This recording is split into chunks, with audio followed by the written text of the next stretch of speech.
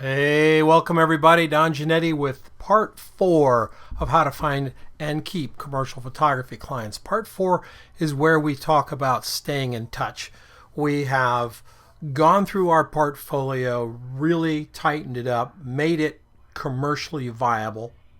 We've discovered our channels, then looked within those channels to find the specific entities that will hire us.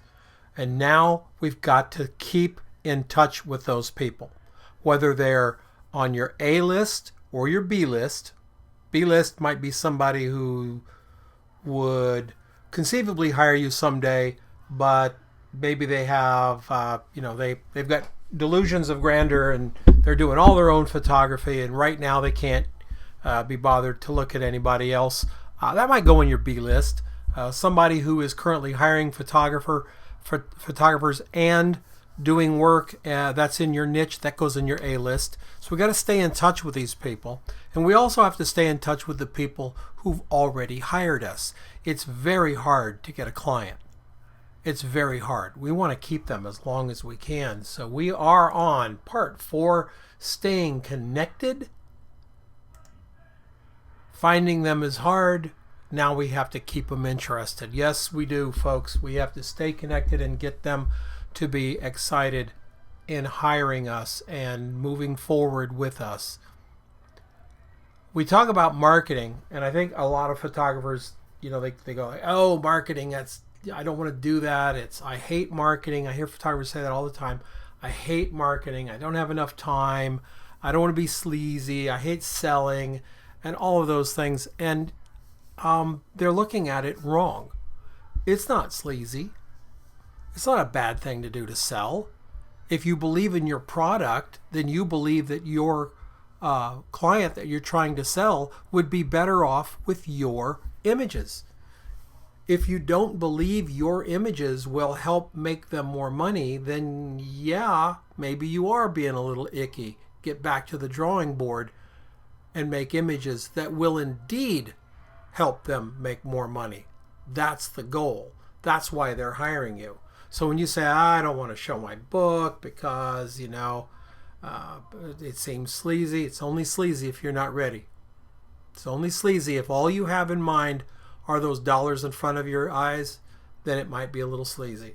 As for not enough time, oh, come on. Don't even go there. I'm just not even going to entertain that. Nobody has ever told me they don't have enough time who didn't have plenty of time. They just prioritized it differently. And if your priorities are television, hanging out, goofing off, whatever, then that's your priority. So don't tell me it's the business then when you start to go down the tubes. It's not the business. It's your priorities. I know a lot of marketing blogs and books and publications and stuff can turn marketing into this, sort of semi magical, mystical places of lists of this and lists of that, and work on those keywords and on and on and on. And you know what? That's not really the way marketing is done as a photographer. It's not that hard. It's not terribly easy or simple, but hey, it's not brain surgery, folks. It's not rocket science. You can certainly do this. If you can shoot a photograph of beer pouring into a glass and get a nice head on it and backlight it and make that glass look great and make it look cold when it's not cold, if you can do that, you can certainly market, for God's sakes. It's just not that hard. We're going to walk you through a few things that you can do. But before we get there, let's talk about the fact of resistance and how resistance can come into your life and just really make your life horrible. Resistance is, I've really got to work on this paper I'm writing, so I better straighten up my desk and get my pencils all sharpened.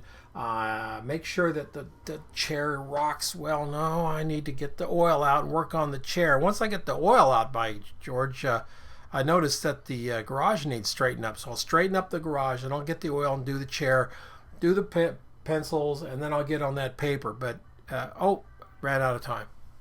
That's resistance. the garage, the pencils, all that crap's resistance. And you've got to get over it. A couple of weeks ago, Chris Brogan sent an email out, one of his Sunday dispatches, and he talked about having the sharpest saw in the shed. And I didn't know really where he was going with it until I got down. He said, do you have the sharpest saw? In other words, is everything you have perfect? I mean, so perfect that it is beyond any kind of help. It doesn't need it. It is perfect. Because if you're the sharpest saw in the shed, possibly the reason is that saw is not being used to cut down trees. What's the goal of your perfect portfolio? It's to get jobs. What's the goal of a portfolio that's almost perfect? To get jobs. That's what everything needs to be focused on, to get jobs, to get assignments, to be hired, to make photographs for money. That's our goal. So if we're not doing anything until we have everything just perfect, oh man, we're wasting our time and we're wasting our resources. It's never going to be perfect. There's no time like today.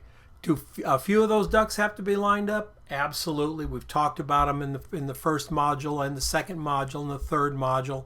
Talk a little bit about them here. Yes, they do. Do they have to be perfect? No, they don't. They're never going to be perfect. They're only going to be what they are. So you've got to really make sure you don't let that resistance of having the sharpest tool in the shed be the resistance that holds you back. It's time to get to work. And aside, by the way, just a quick aside. I've worked recently with a client who was having a devil of a time trying to find her logo. And she had gone through designer A and designer B, and she came to me, designer C. This was a little over a year ago. Designer C, and says, well, I'm really working on this logo. And nobody can get it right. And I thought, red flag, red flag, red flag. What do you mean not get it right? It's a logo. Should it be a good logo? Absolutely. Should it take you 2 years to find? No, that's resistance. The more I talked with her on the phone, I talked with her for over an hour before I refused to do the job. The reason I talked to her was I found out by talking to her that she had no product yet. She had no working website yet. She didn't have anything, any of the tough stuff that you got to do. Her bio wasn't written. Now, she'd been working on her logo for almost a year. Her bio wasn't written. You can do your bio while your logo's being worked on, but the logo was just one more transference of resistance to keep her from facing the really tough stuff. Bottom line, go get a logo. You can get one on Creative Market for $20. Nobody is going to say, wow, man, that is some great photography. But I really didn't care much for the logo, so we're not going to hire that person. Isn't going to happen. Find something you like, do it. You want a website? Go over to Photo Shelter, go over to Squarespace, pick a really nice template that has big pictures in a mosaic gallery, put a little short bio in there, and get it out. Do not tell me you're going to spend 1.5 years developing a website, because that's just pure crap, folks. You're wasting your time. And you're wasting everybody else's time that you're moaning and whining about. You don't have your website up. Well, fine. You don't need it. Get it done. Your brand. We're going to talk a little bit about brands because you do have to have some branding involved. Right on this particular part of the program, we can't spend that much time on it. There's a much bigger portion in the premium stuff. But understand that brand is what people think about when you're not standing there. It's not your logo, but your logo can affect your brand. It's not your colors. Sitting there going back and forth between 2 PMS colors that are one shade apart. Oh, I just don't know. You know what? Nobody cares. I hate to be the bearer of really bad, hard, harsh news, but nobody gives a damn what color your logo is. Pick one. Hire a marketing consultant for a 4-hour marketing or brand discovery gig. Run through it. Take a few questionnaires. Pick a color. Get a logo. Get a website. Get your work up. It's that simple. When you're making lots of money, when you're making serious money, maybe you want to spend a little money, get something really nice done for your logo. That's fine. That's vanity. No problem with it. But bottom line, it's resistance. And if you're dealing with that right now, you need to know what you're dealing with. Your brand really is you. It's how you approach your work. It's how you approach your jobs. It's how you bill. It's how you are on a job. It's your personality. It's how you answer the phone. It's your message on your phone. If the answering machine type answering message. It's all of those things, all of them rolled into one. But mostly in photography, it's your vision. What do your pictures look like? So just keep it in mind. Your brand is really, really important. In the premium, we'll go over it even more in some worksheets on that. But for now, just get it done. Now, direct mail is that service that doesn't work. That's what they say. You'll hear so many people, oh, I don't use direct mail. It doesn't work. It doesn't work on people who don't like it. On people who do like getting things in the mail, it does work.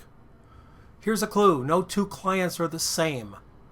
Put 10 clients in a room that give you 10 different answers on what they want. You just have to move forward confident in what you're doing. You could be very bold and brave and say, hey, how are you about direct mail? Would that work for you? Well, yeah, we love direct mail. Or no, I don't really see that. The secretary generally calls all that out before it gets to me. Okay, great. Now you know. But until you know, you send it out. Direct mail is an important part of being a commercial photographer, especially in the smaller markets. Okay? Direct mail is not quid pro quo. It's not, well, if I send out 100 direct mails, I will get X amount of jobs. No, direct mail is cumulative. It builds up. It builds up. You're, 5 pieces in before they even know who you are. They get a lot of mail. They get a lot of stuff. They get crap from photographers who don't even know what they do. Photographers just send out 2,000 postcards to their list they bought somewhere. No idea what that ad agency works on, that graphic designer or that direct market Marcom works on. Has no idea, so they send inappropriate images to clients who aren't interested. So they get a lot of mail. Your stuff gets lost in it. So you got to really find out, what to do with those clients and let them know that you're going to be sending them. There's ways you can work your direct mail up to the top of the pile that are not terribly expensive. And remember, we're not talking about big lists, folks. We're talking about 300 to 500 names. That's it. What you have to watch out for is that resistance that comes along and says, well, I've sent out one round of direct mail pieces. I had 500 postcards printed up and I sent it out and nobody called me. Yeah, that's right. Have you ever thought that nobody may have had a job for you that week? That particular week they were working on something else? Or maybe they were in post-production for another job. These people don't hire photographers 5 times a day. It's not like blog posting. They hire photographers when they need them. And you send a direct mail piece on a week, they didn't need a photographer. Or they didn't need a photographer who does what you do. But if you quit right now, you don't end up establishing who you are so that down the road when they need a photographer that does what you do, they think of you. It's too easy to quit because we don't understand the expectations. Here's my view on direct mail. You should do it. You should expect nothing. Have no expectations other than making sure those pieces are in the hands of people who want to see them. They get a lot of mail. They get a lot of direct mail. Make sure that yours are appropriate in their hands, and that's the best you can hope for. That's your goal for direct marketing. There's nothing else to be done. It is direct mail marketing. There's nothing else that can be expected because we don't have control of any other part of it. It can be a simple postcard, multi-page publication. I don't know if you guys know this, but Blurb is now doing these magazines. I think they're 8-page magazines that are pretty cool, that are very, very affordable for a small list. I wouldn't send a magazine to my B client list, but for the 100 top names on my list, yeah, it might cost, as a matter of fact, I think it would cost me about $180 with postage to send to 100. I believe that's right.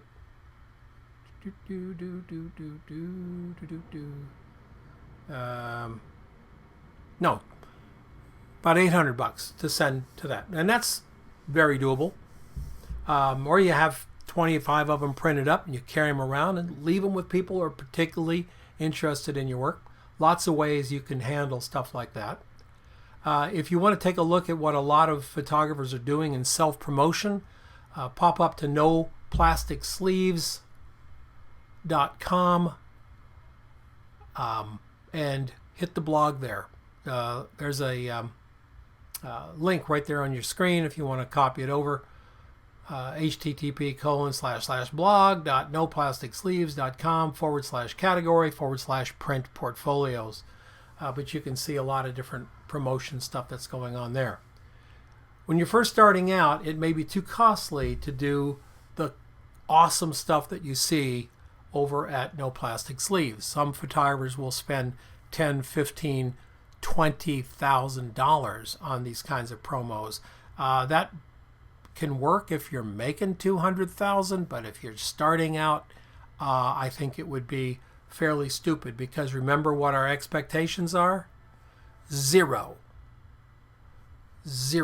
because you cannot control that part of it.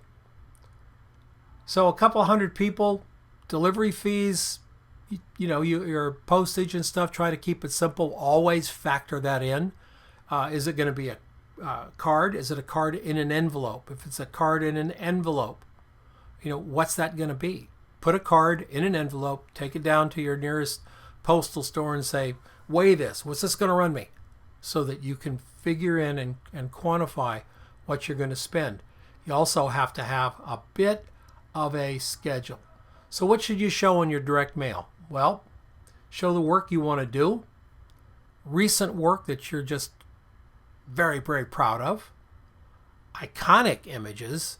This might be an image that you've had on your portfolio or on your website or something for a couple of years and just everybody loves it. It was a once-in-a-lifetime killer shot. Maybe good to put that on there.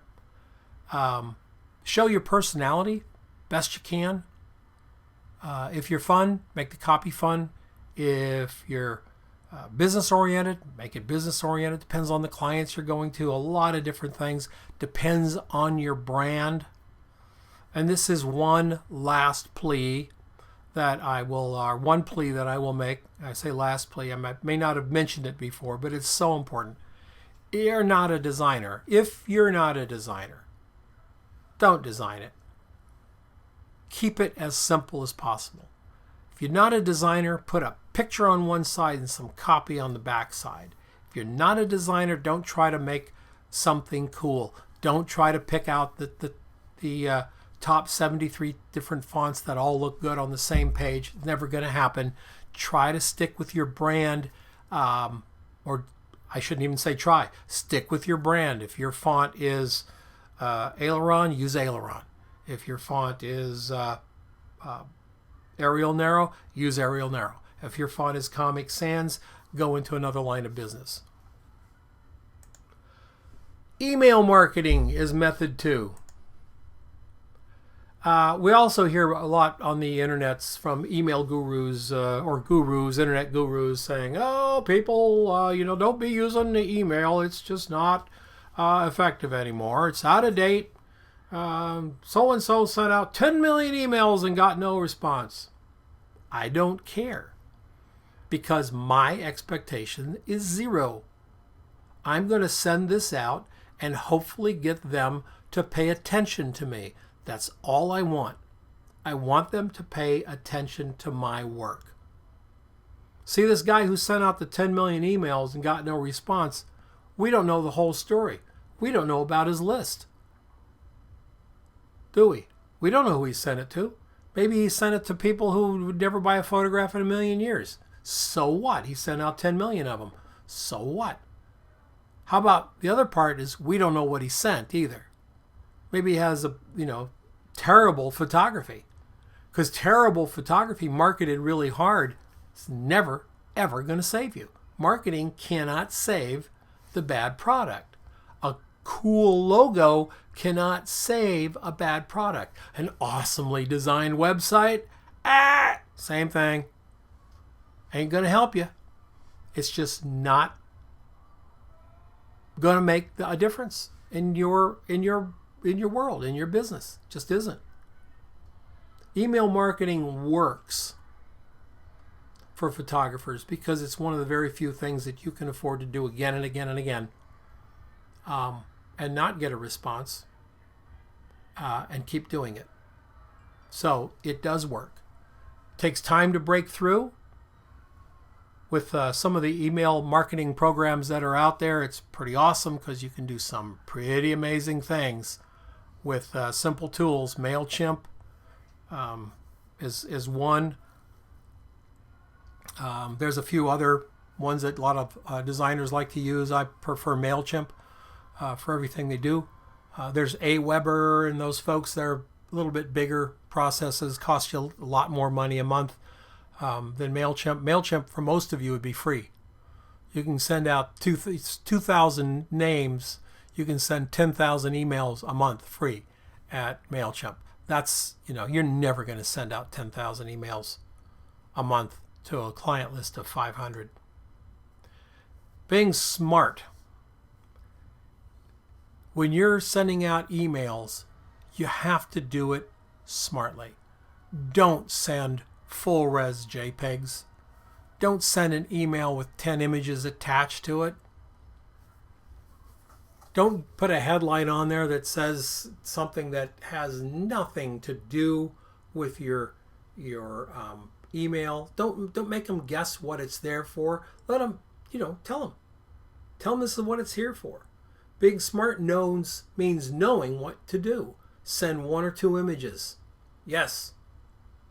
Use a design template for your email. Yes. If you're on Gmail, you can use Flash Issue. It's a plugin on Gmail that allows you to send graphically interesting emails right through your Gmail account. That's what I use a lot for one-offs.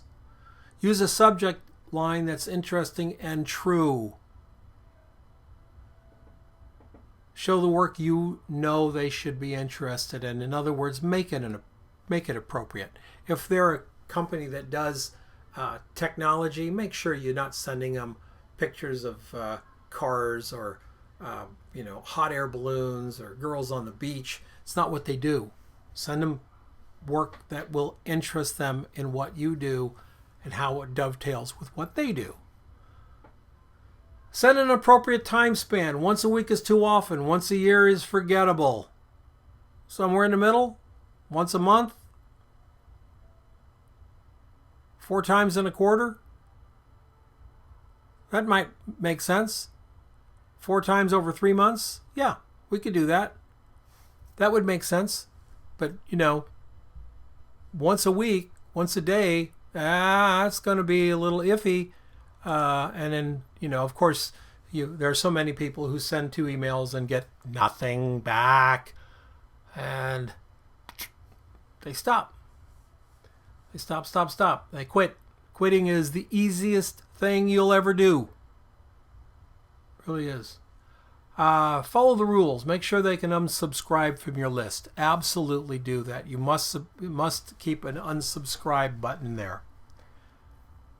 And once they unsubscribe, double check it, because there's the last thing you want to do to an art director is when they unsubscribe, you keep sending them stuff. Don't do it. They don't want to see it. Be courteous. Move on to somebody who wants to see it. Because if they don't want to see it, sending more of the stuff they don't want to see isn't going to really, win you any awards.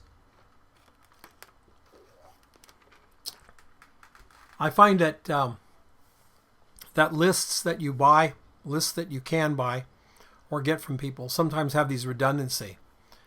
So info at, Steve at, and inquiries at are all the same person. Find out through talking to the people there, maybe even talking to the person himself. Make sure you're not sending redundant emails to every one of those addresses, so when they open their email, they've got 3 in a row from you. Bang, bang, bang, because of those redundant email addresses. Is it work to do that? It's a lot of work. Yeah. So? It's a lot of work. So what? Personal connections. Method 3. How interesting. Personal connections. Get an interview. This is where 2 people actually get in the same room, breathe the same air, and talk to each other. I know it's radical, it's bizarre, but it's just crazy enough to make it work. Spend, you send some direct mail pieces and a few emails, and you give the guy or the gal a call, and you say, I'd love to come and show you something. What are you going to show them? Not the same damn pictures that are on your website, I hope. Personal work. Personal work. Did we talk about the personal projects yet? Yes, we did. Personal projects. Absolutely vital. Why? Because you're going to show them something when you go in. And if you do have a portfolio, a printed portfolio, and I'm a big fan of them, and you go in, you want to make sure that the pictures in your printed portfolio are not the same pictures that are on the web. They can be from the same shot or shoot. They can be from this, you went out and shot, this really cool car for this guy, and you got a really cool shot. That's really great. I hope you got another one that's just as cool and just as great, because you can put one in the book, one on the website. Don't show up with your portfolio full of the same pictures that are on your website. When I say don't do it, I mean don't do it. Not a good thing to do. My ad agency, you all know that I come from an ad agency background there. In the middle of my career, I owned an ad agency. I was half owner as creative director. I made all of my art directors and account execs every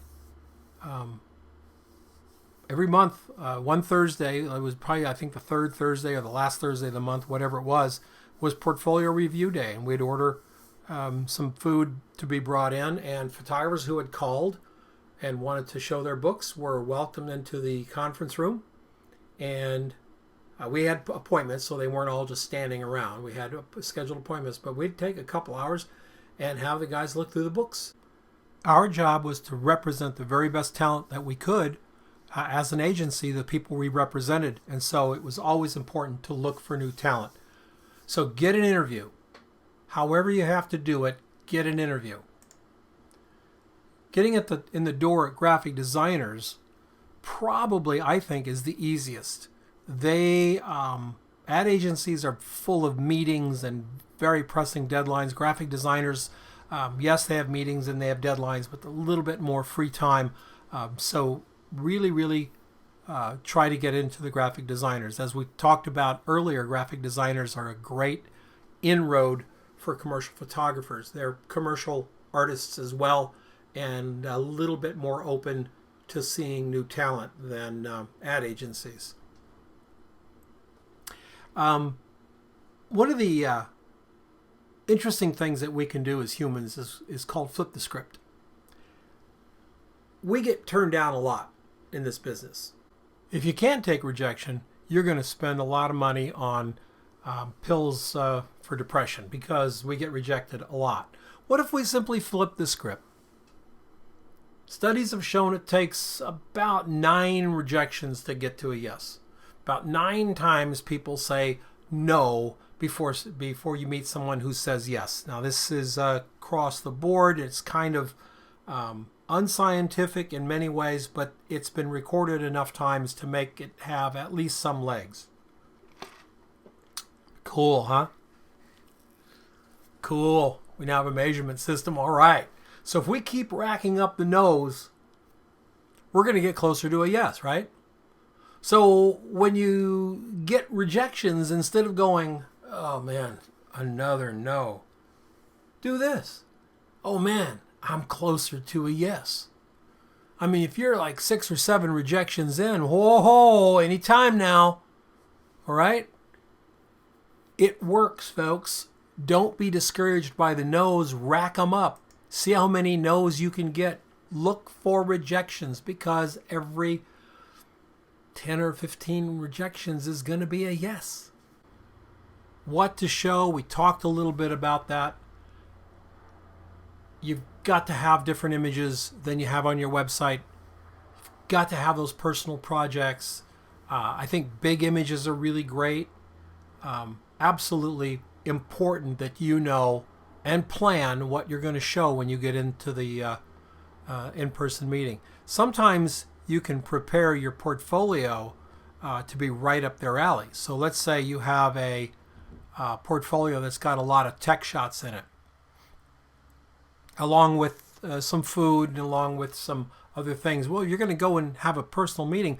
Why don't you pull out your best tech stuff and really feature that tech stuff, maybe a personal project you're doing on tech, to the art director or the client that you're meeting. That way, you guys are on solid common ground. It's really, really important. Method 4, online and social media. No, this is where I'm going to get the email. This is where I'm going to get the email. You see, I'm going to tell you right now, these people that go out there and say, you know, you got to have a Twitter account. Boy, you're nothing if you don't have a blog. I used to believe some of that, folks. I don't believe it anymore. I don't believe it for a hard second anymore. It's just not true. Online and social media are part of a process that we use to stay in touch with people, but they're not a substitute for the process. If you think being a Twitterer is going to bring you in more work, you're wrong. If you think having an awesome Facebook presence is going to instantly lead you to the money tree of commercial photography, you are wrong. It doesn't work. Does it mean you can get away with not having those things? Absolutely. I know a lot of commercial photographers who have very small social media footprints, and they're busy, busy, busy. Because instead of spending their time on Facebook and Instagram, they are out doing the things we just talked about. They're building their list, they're doing their email campaigns and their direct promos, and they're going out and meeting people instead of sitting behind the computer. Now, does that mean I'm telling you that you don't, that you shouldn't Twitter? No, if you enjoy Twittering, Twitter. If you enjoy Facebook, cool. If Instagram is there for you, that's great. Now, Instagram is one of my the ones on my list. Instagram and Tumblr, by the way. Those two are on my list of yeses. Behance as well. Why? Because that's where clients go. That's where they live. They live at Instagram, Tumblr, and Behance. Your friends go to Facebook. Your friends go to Twitter. A couple of people a month show up over at G+. I know it's a low blow. I didn't mean it. Some of you like G+, that's fine. It's always, to me, it's like a big empty hall. People screaming, "Look what I did! Look what I did!" Not my thing. But social media is part of the process. It is not the process. Be on Behance, because graphic designers hang out there. You should be there as well. Tumblr, if you have a blog now, a photo blog now on your website, maybe you have a WordPress site, if you have a blog there, Move it to Tumblr. I'm just telling you, move it to Tumblr. Because graphic designers, art directors, magazine art directors are already on Tumblr. You know, the people who aren't coming to your blog now, they're already on Tumblr. It's where they are. So it's kind of like you've got pictures hanging in your bathroom where no one goes, or you could put them out in the lobby of the little business complex you're in where everybody sees them. If you want to get traction from your pictures, get them out of the bathroom, get them in the lobby. If you want to make connections, get them off your website that doesn't get very much traffic and get them to Tumblr that gets billions of visitors. Instagram. You know, you can have more than one Instagram site. Build an Instagram site that's all your fun stuff, those personality-driven shots of you working and your makeup artist clowning around with the stylist and all of those things. Those are really important shots. They really are, because they help show your personality and what shooting with you is really like. You can also have a serious portfolio Instagram.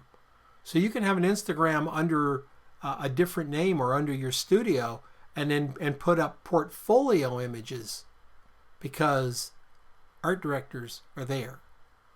You can have two. Pinterest is one that I think you can leverage. I'm not a big Pinterest fan. I don't dislike it, but I think that you can do very well there. Now, pick two and work them like crazy. You want to do Behance and Tumblr? Go be it. You want to do Tumblr and Instagram? There you go. You want to do Behance and Pinterest? Super. Add a third one only when you know you can handle the load. It's better to do it well than better to not do it than to not do it well. So be very, very careful that you don't overextend yourself. You're never going to get a job sitting in your bathrobe, spending an hour on Behance, an hour on Twitter, an hour on Tumblr, an hour on Pinterest, and then we got to check Facebook and then do the email. Hey, day is gone. Pick two, spend minimal time, get maximum reward from it, and get out there into the world. Stamina and consistency. Once you start, you must continue the journey. Think of it this way. I'm trying to get in shape again after my leg is the problem with my leg, and you know it's coming back slowly. But one of the problems is I know that if I leave my house and go for a walk, that if my leg starts getting squirrely, it's very, very tempting to turn around and come back. So what I do is I have my wife drop me off 3.5 miles from the house every morning. Then I have to walk back. Why? Because I can't stop. There's nobody home. Everybody's gone. My wife's at work. My daughter's at school. I got to walk home. And I got to make it whether my leg aches or not. I prefer to do that because you've got to keep moving. Once you start, you've got to complete the journey. You cannot put up a few posts or send out a few pieces of direct mail and call it a campaign. You cannot do it. You've got to work it. I'm not going to read you this quote by Will Smith, but I will, down the page here, I will have the video for you. But it's a brilliant quote about working hard and stamina and not quitting. And I think when you read it, you'll realize why Will Smith has become an iconic actor in his own right. After being an iconic musician in his own right, it's a lot of hard work. A lot to be learned from that young man there. So here's a thought. This is what one of the things that I tell everybody. My Project 52, we've got a little bit different variation on it. So I want you to do this. I want you to make 3 contacts a day, knowing that most photographers, when I say most, I'm talking 90%, don't make any contacts any day. I talked to a photographer here in town just recently.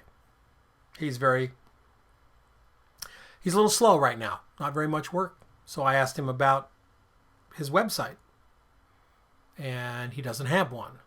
It's gone. Went down 5 months ago. He wasn't even aware of it. I said, what are you doing for marketing? He says, oh, pretty much word of mouth. Well, that doesn't work. It's part of it. It's definitely something to consider, but it's not a marketing plan. You've got to get out and touch people because other people are doing it. Word of mouth only works when you're real popular. You're not real popular if you're stuck in the basement not talking to anybody. So I call it the 3 contacts per day. Okay? So 3 contacts per day. That can be an email, a direct mail, a personal phone call. Okay? Just 3 a day. What is that, 10 minutes? 15? It's not long. It's 3 a day. And you don't have to do it every day if you don't want. You could do 3 contacts a day, 3 days a week. I prefer 3 contacts a day, 5 days a week. Monday, Tuesday, Wednesday, Thursday, Friday, 3 contacts a day. What is that? 3 times 5, 15. That's 30 contacts you've made in 2 weeks. 60 contacts you've made in a month. 360 contacts you make in a quarter. 720 contacts you make in half the year. Now, compare where you're going to be after making 720 client contacts at just 3 a day. 720 client contacts halfway through the year compared to my friend who is depending on word of mouth. If you're going to depend on word of mouth, you're sitting where he is. If you're making 720 contacts per day, you have jobs. I can guarantee it. You can't do that effort and not end up with jobs. You can't. If your book is good and you're not, and you don't have the personality of a toad, you'll have jobs because most photographers don't market at all. And here you are knocking it out of the park. 180 contacts per quarter. You're making a ton of contacts. Got my math wrong. Not surprising. Never was good at math. But you are doing 60 contacts in a month. 60 contacts in a month. If you did that the month of November, you'd have jobs in December. If you're smart about your contacts, of course. Now, if you're just going to make random phone calls and call me up and say, yeah, I called my auntie and she didn't have a job.